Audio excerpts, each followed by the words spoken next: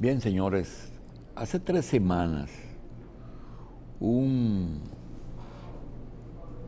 empresario de la salud especializado en instalar y darle mantenimiento a los laboratorios clínicos, su hijo sigue su función, enfermó y nos pidió a través de un amigo conocernos. Nosotros hicimos un viaje a Santiago y debido a que su apellido está relacionado con figuras como su padre, que fue médico, durante nuestra infancia nos atendió de paludismo. Y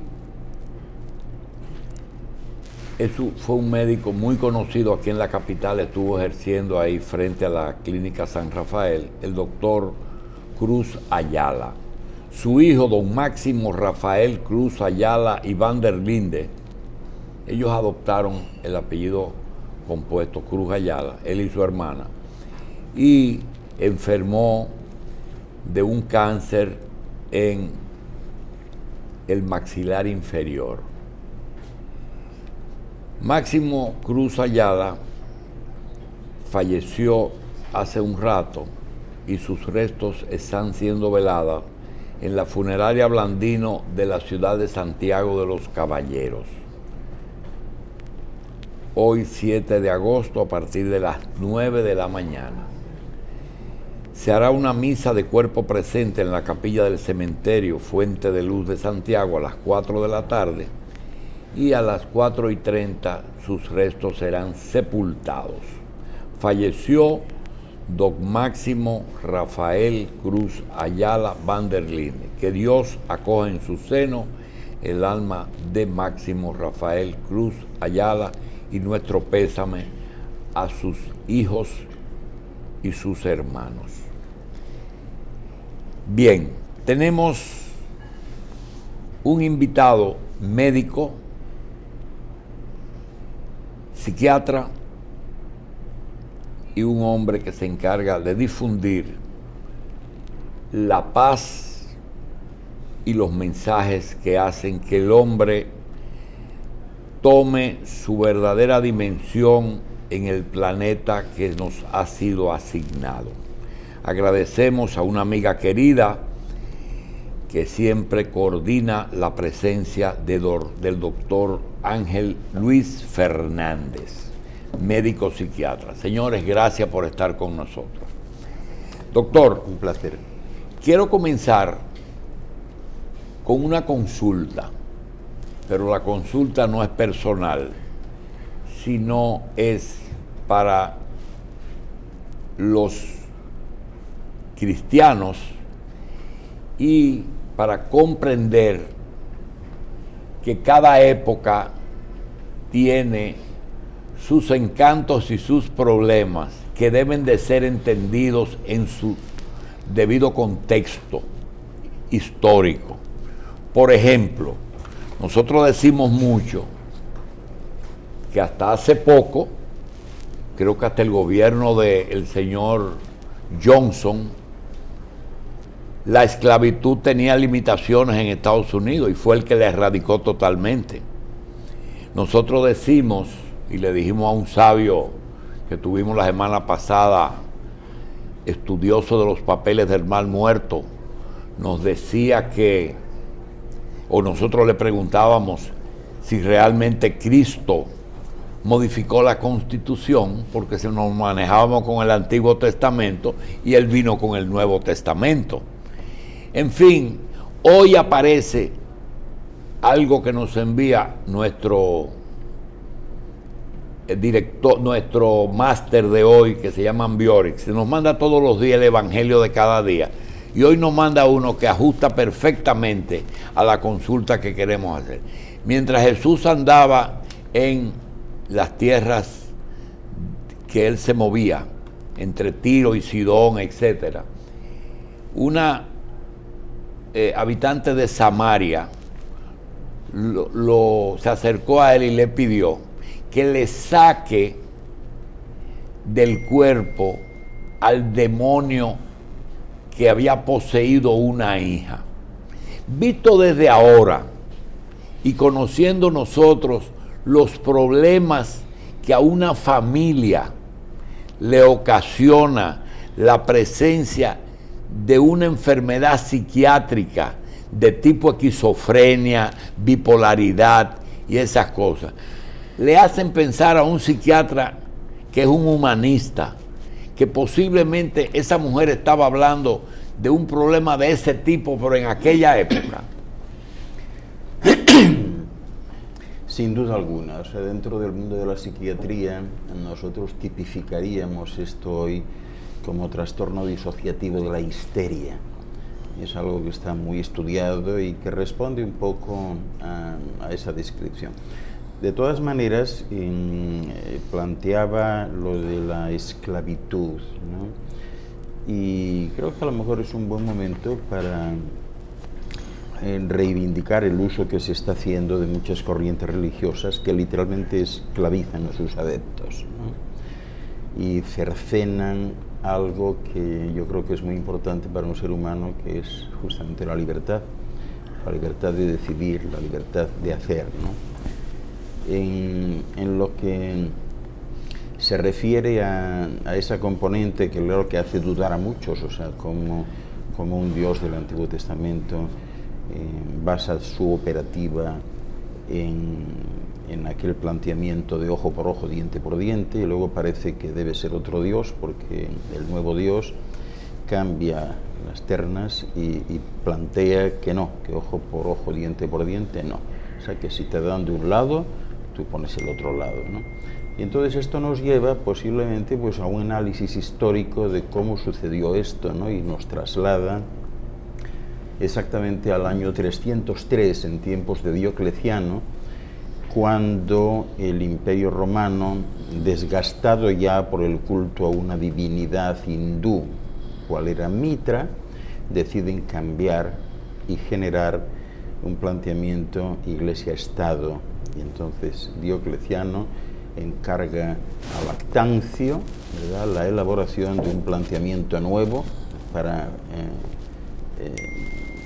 que constituyese los pilares de lo que luego sería el cristianismo. Lactancio, a su vez, cede parte de la investigación que debe llevar a cabo a Eusebio de Cesarea, que es quien hace ya todo el planteamiento final una vez que entra el emperador Constantino, y se convoca por este medio el primer concilio de Nicea en el año 325, ¿no? A partir de ahí, todo lo que hoy vemos que está sucediendo, pues no es otra cosa que el resultado de la fusión de corrientes que inspiró Diocleciano y que ejecutó Constantino en aquel año, ¿no? Bien. Doctor, nosotros le agradecemos siempre a nuestra amiga y le pedimos, cada vez que venga el doctor Luis Fernández ve aquí, no debe traerlo, pero le tenemos a veces temas, aprovechando algo que nos pasa a menudo. Por ejemplo, le repito lo del señor, el profesor de la Universidad Hebrea que tuvo la semana pasada, que nos confesó que él era un rabino que no había ejercido y que luego llegó cuando el retorno de la diáspora a Israel, el argentino pues se fue, pero con su formación que le dio su familia en Buenos Aires, y está trabajando durante años en los papeles del Mar Muerto. Es muy difícil entrar en ese tema, que no quiero entrar, sino en cómo un hombre puede cambiar a veces de actitud porque quiere o saber más o transmitirle algo a su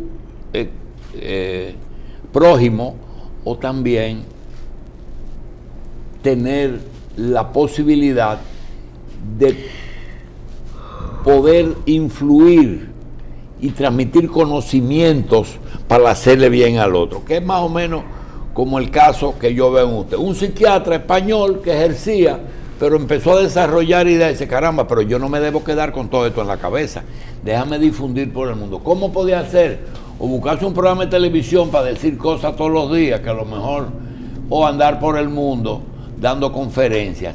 ¿Sobre qué temas, doctor? ¿Cuáles son los temas que usted desarrolla cuando lo invitamos aquí o se va a Honduras, pero también puede viajar a Italia o a Francia, donde usted puede manejar la lengua en 3 o 4 países? ¿De qué usted le habla a las personas? Bueno, pues hablo un poco de todo. Usted acaba de mencionar los manuscritos del Mar Muerto.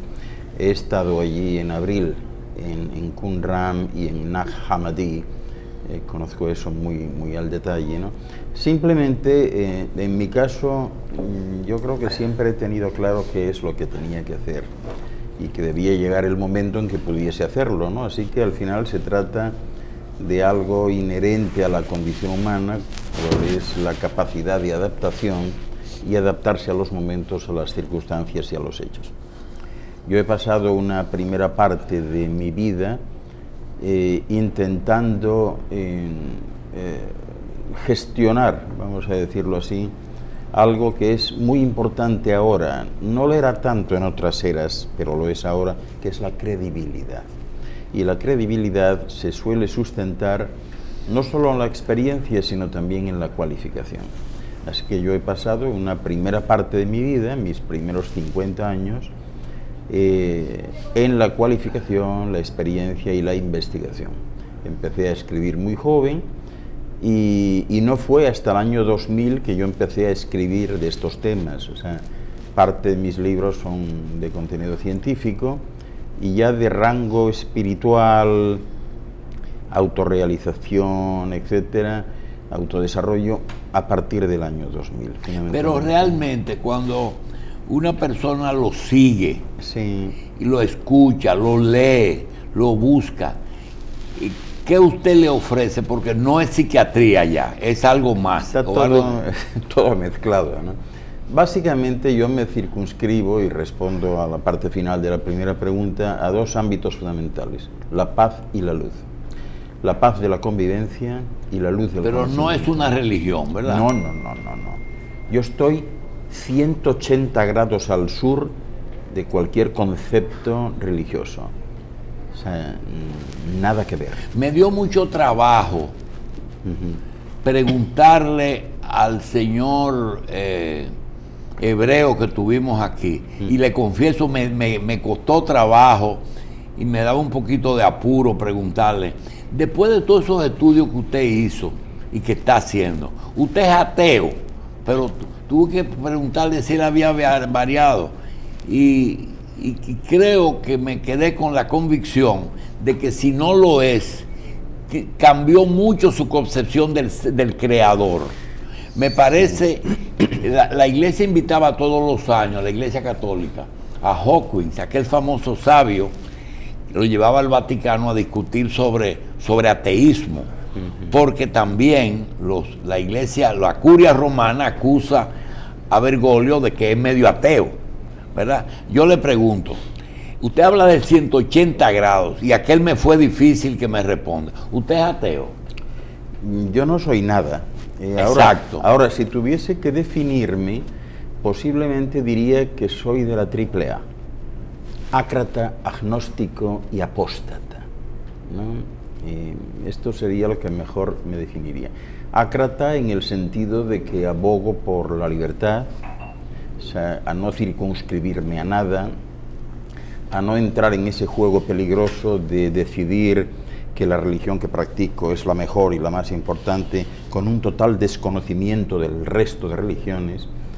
Y quiero decir que en este mundo, hoy por hoy, oficialmente constituidas, hay al menos 1.400 religiones. 1.400 religiones con sus correspondientes postulados de fe, dogmas, estatutos, etc.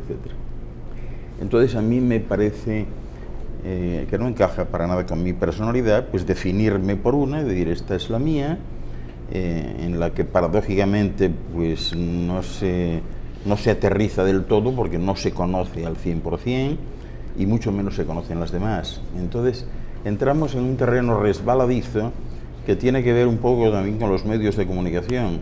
Para poder opinar es necesario tener la información. Sí, pero para porque una persona sin información es una persona sin opinión. Entonces yo no soy nada, o sea, no soy absolutamente nada. Yo acepto a todo el mundo, encuentro legítimo que todo el mundo esté anclado en una otra corriente religiosa, a mí me parece bien, pero yo no soy nada. Muy bien. A veces uno dice no soy nada y otro dice yo soy todo. No. Pero mire, en el caso de la religión, que no vamos a entrar en, porque es un tema viejísimo, ¿verdad? En el que lo que le planteamos al Señor fue que vimos que mientras más académicamente se presume ser, es decir, los de mayor nivel de intelectualidad, pues resulta que son los que no dice que son creyentes, sino que la naturaleza, bueno, la naturaleza podía ser su Dios, ¿verdad? Pues la naturaleza, pues, claro. El orden que existe, no solamente la creación, sino el orden de las cosas, y la forma en que ocurren, y se hizo solo, porque yo nada más tengo una respuesta para eso. Cuando no conocemos el origen de las cosas, le busca, como le pregunté, lo de la esquizofrenia con la mujer para ella era un demonio. Exacto. Para el paciente que le llega, que le dice, ay doctor, ese muchacho me tiene volviendo loco, no sé si hasta muerto creo que está bien. Claro. Ese era el demonio de ella, esa muchacha que tenía en la casa volviéndola loca.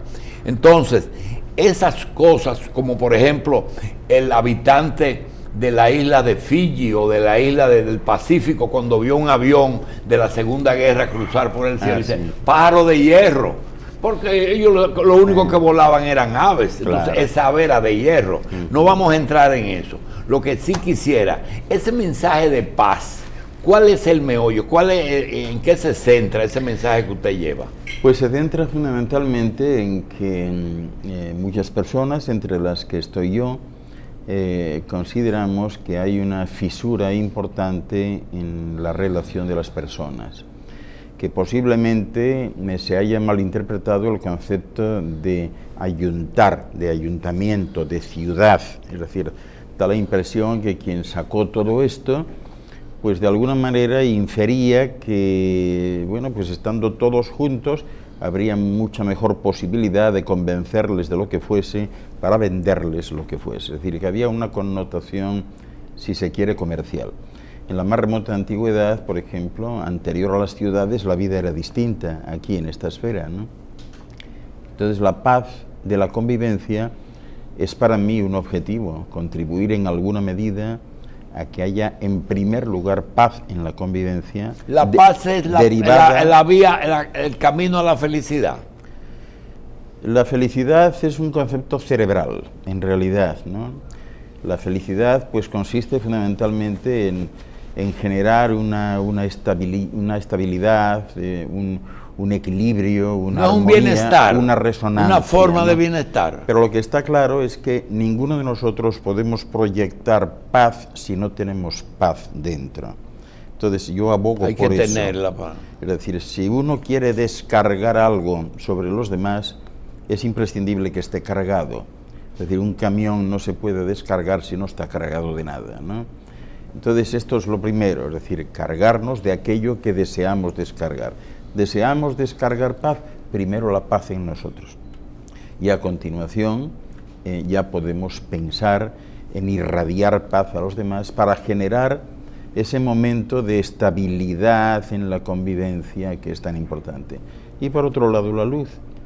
Es decir, la luz no es otra cosa que primero hacer saber a las personas que dentro de cada uno de nosotros ya contamos con la sabiduría y el conocimiento necesario a través de la esfera inconsciente que todo ser humano tiene, ¿no? Hay que atreverse a sacarla, ¿no? Y de la misma manera que estos procesos inconscientes a otros niveles funcionan, es decir, una herida está abierta, sangra, pero resulta que se sana sola, se cierra sola.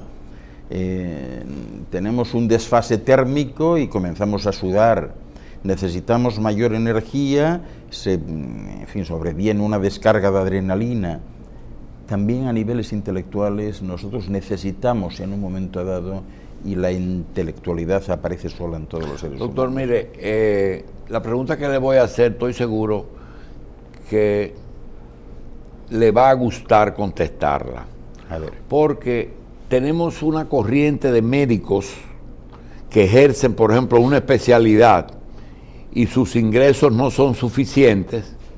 Y decían, caramba, pero yo soy otorrinolaringólogo, si yo me dedico a arreglar tabiques desde el punto de vista estético, me va a ir mejor, voy a cobrar mejor, y eso no está en los seguros.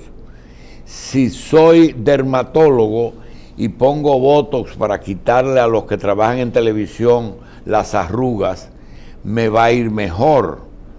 Y giran hacia subespecialidades que le van a producir más ingresos.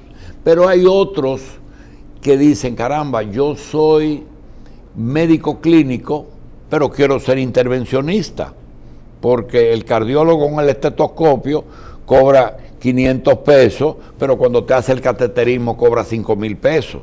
Estoy poniendo el ejemplo. Cuando se es psiquiatra en España, que dice, caramba, voy a andar por el mundo predicando la paz y la luz. Usted cambió de especialidad, usted vende algo o transmite algo que entendía que no se lo debía gastar usted solo. Esa es una buena pregunta, porque en el terreno personal yo creo que es muy importante plantear una coherencia, ¿no? Cuando yo decidí que quería hacer esto y que quería mostrarme al mundo y hablar a los demás, lo primero que hice fue desprenderme de todo aditamento que no fuese imprescindible para mi supervivencia básica. Y en el año 2003, como lo que tenía que decir y lo que tenía que escribir, pues revestía en ocasiones cierta gravedad e incluso cierto peligro. Amigos míos me alertaron y también mi intuición me alertó de que podía poner en peligro mi vida en ese sentido. Y la primera medida que adopté desde el año 2003 fue salirme del sistema. Una mañana de abril de ese año, yo tengo 2 hijos mellizos, fui al consulado de España en Nueva York, vivía en Nueva York, era entonces el presidente de un consorcio de universidades que seguramente conocerán porque están repartidas en todo el mundo. Empiezan con American University of y el país. Y siendo presidente de este consorcio, fui al consulado de España e hice un poder notarial de amplio espectro y les cedí a mis hijos absolutamente todo. Mis cuentas bancarias, mis propiedades, mi patrimonio, mis automóviles, mis colecciones, absolutamente todo. Desde ese año, abril 2003, estoy fuera del sistema, no tengo cuentas bancarias en ningún lugar del mundo, no tengo propiedades de ningún tipo, no tengo absolutamente nada, vivo al día con lo que voy generando sobre la marcha, ¿no? Bien, doctor, las enfermedades mentales, las enfermedades mentales te pueden producir enfermedades orgánicas y viceversa. Las enfermedades orgánicas pueden afectar ¿Qué es somatizar primero? Somatizar es el proceso que se inicia con la captación de una idea que ya existe, la coagulación de esa idea a través de un pensamiento y finalmente la somatización en algún punto del cuerpo. Está muy avanzado en este momento los mapas emocionales que van a permitir a un profesional de la salud, cuando le haga una analítica a alguien, pues preguntarle, a ver, vamos a hacer una analítica general y ¿qué le pasa a usted? A ver, diga, es que tengo aquí un hematoma en el codo derecho que no se me cura, ya llevo un mes y mire usted cómo está. Y a lo mejor pues el especialista va a un mapa emocional, estoy hablando a futuro, pero esto está en marcha ya. Y a lo mejor pues resulta que en el mapa emocional esa circunstancia, ¿verdad? El codo derecho somatizado, la pigmentación que tiene, etcétera, pues a lo mejor el mapa le dice problemas con el suegro. Entonces le pregunta a usted, ¿sus suegros viven? Ah, pues sí. ¿Usted se lleva bien con su suegro? No, fatal. Ese es el problema. Y entonces somatizó. se ataja el origen para evitar el efecto. Bien. Se trabaja sobre la causa para evitar el efecto. La medicina científica hoy empieza a estar convencida de que todo tiene esa base. ese circuito, todo circula en la misma dirección y que todo funciona de la misma manera, aún las enfermedades traumáticas, todo. Una consulta para mucha gente aquí en República Dominicana pública. Hay una expresión que nosotros usamos aquí. A veces la usamos medio de broma, pero queremos entonces somatizarla y preguntarle lo siguiente. Hay mucha gente que solamente entiende lo que le conviene. Los que no les conviene no los aceptan. Sí. Y es muy común en República Dominicana, sobre todo en el área política.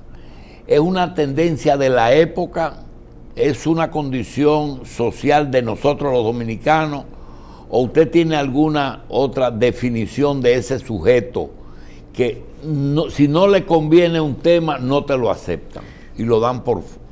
Yo creo que es general, pero sí es cierto que en lugares pequeños ese sentimiento de insularidad acentúa esta situación, ¿no? Y entonces nos encontramos con esto que usted plantea, que claro, exige posiblemente pues una reflexión sobre hasta qué punto conviene algo o no conviene, porque lo que nos conviene puede ser estacional, puede ser situacional y puede no corresponderse a la realidad.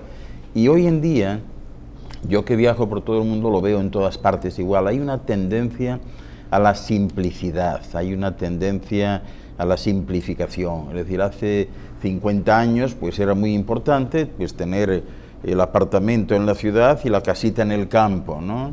Era importante tener en vez de un vehículo 2 o 3, etcétera, y eso está cambiando en todas partes. Ahora la gente se está simplificando y realmente pues entrando en una situación de comodidad. Sí, bueno, yo vivo en un sitio en 40 metros cuadrados y allí tengo todo lo que necesito, y estoy si contento. Puedo vivir cerca de donde trabajo, mejor. Exactamente, eso no se daba antes. O sea que hay un proceso diacrónico en marcha que está ajustando eso de lo que conviene y lo que no conviene. Bien, yo creo que Juan tiene algo que preguntarle, me quedé con usted solo, Sí, perdón. Doctor, en sus conferencias sobre luz y paz, ¿cómo usted cree que el mundo está marchando a lograr una paz total o se está alejando actualmente? Bueno, no, la condición básica de un ser humano es la paz, la estabilidad, ¿no? La armonía, la resonancia, ¿no? El mundo está mucho mejor que hace años.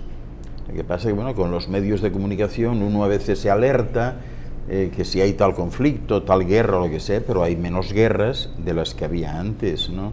El bienestar del mundo es evidente, o sea, creo que esto es innegable, no hace falta más que centrarse pues en todas las publicaciones oficiales de Naciones Unidas y de los organismos vinculados para ver que realmente el mundo está mejor.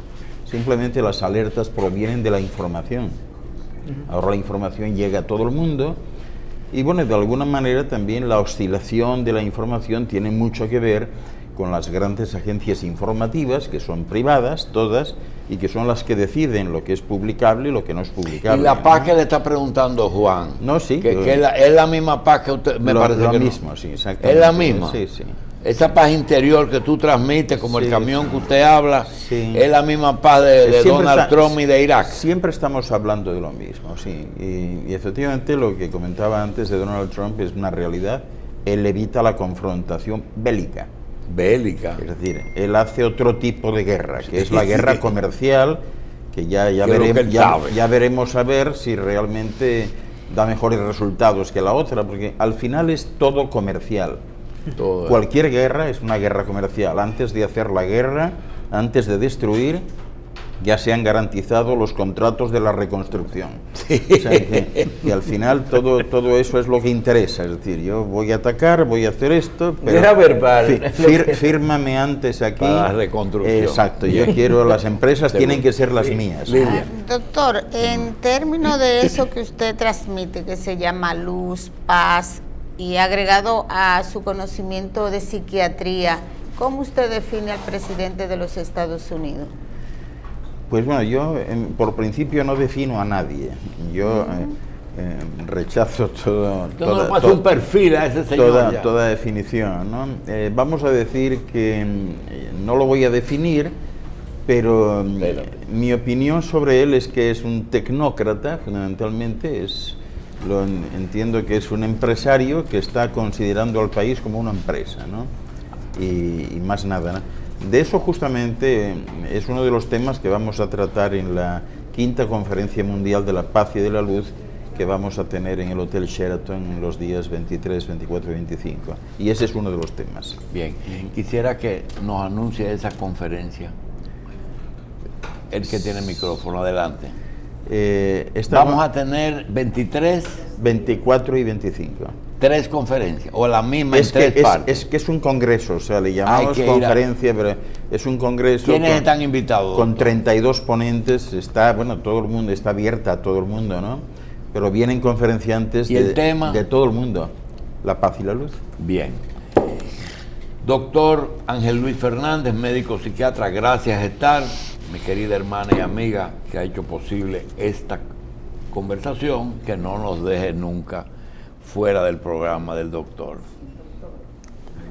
¿En qué hotel se va a presentar? Es en el Hotel Sheraton la conferencia. En el Sheraton. Es en el Sheraton los 3 días y vienen conferenciantes de todo el mundo, todos aquellos más relevantes que tienen algo que aportar o que decir de la paz y la luz van a estar allí, se van a dar cita, y es un evento en el que asisten también muchos extranjeros. De hecho, intentamos que cada vez haya más dominicanos, pero el evento hasta este momento, y ya hemos hecho 4 antes, han sido mayoritariamente de extranjeros. Gracias, doctor, gracias. Bien, señores, vamos a también decirle que esto es el 23. El 22 tenemos en la Biblioteca Pedro Enrique Sureña, en la sala Aida Cartagena, el 22 de agosto a las 10 de la mañana, una conferencia magistral de Zenia García sobre sistemas de integridad pública, transparencia y rendición de cuentas. Eso es más localista y más concreto, en honor a Miguel Coco Guerrero. 22 de agosto, Biblioteca Pedro Enrique Sureña.